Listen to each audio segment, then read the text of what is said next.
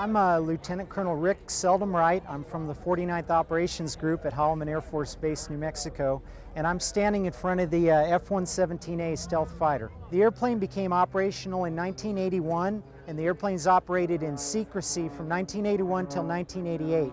In 1988, November, the Defense Department acknowledged that the airplane existed for the first time.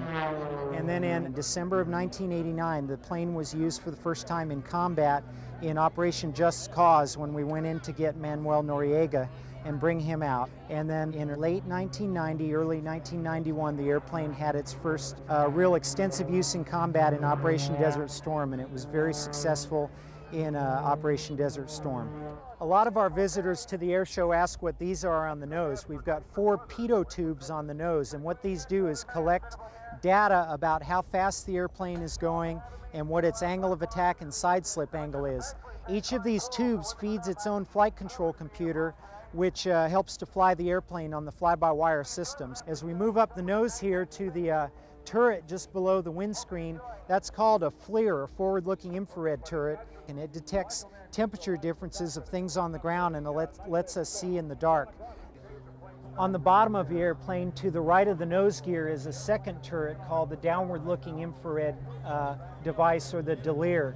And this turret, in conjunction with the upper turret, is how we do our attacks on our targets. This has an infrared detector system and also a laser designator system. A laser beam fires out of this turret and designates the target so that the bomb can see the spot on the ground and know where to home to as it falls towards the target.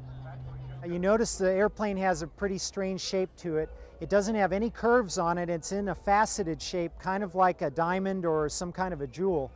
The shape of the airplane bounces radar signals so they don't return back to the transmitter, and then any signals that do bounce back are attenuated by the skin of the airplane so that they come back much smaller than they hit the airplane at. So the combination of the shape and the materials is what makes the airplane stealthy to radar. And if you look at the rear end of the airplane, you can't really see an obvious hole where the exhaust exits the airplane, but it actually comes out of a slot on the top rear edge of the airplane.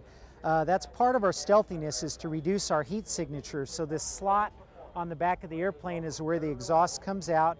It's shielded from the ground, so if you're a bad guy looking up at the airplane from the ground, you can't see into our tailpipe like you can any other type jet fighter.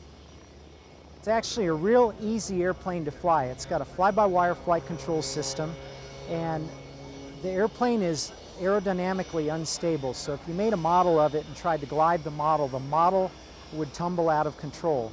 But because of the fly-by-wire flight control system, that computer system keeps the airplane stable and helps the airplane to maintain control. To the pilot, it's all transparent. It's all working in the background. And as a pilot, I just do the normal stick and rudder and throttle things that any other jet pilot does, and the plane acts normally. It doesn't go real fast, but it's highly maneuverable. It'll loop and roll and do any of the maneuvers that other airplanes will do. So it's a real nice airplane to fly.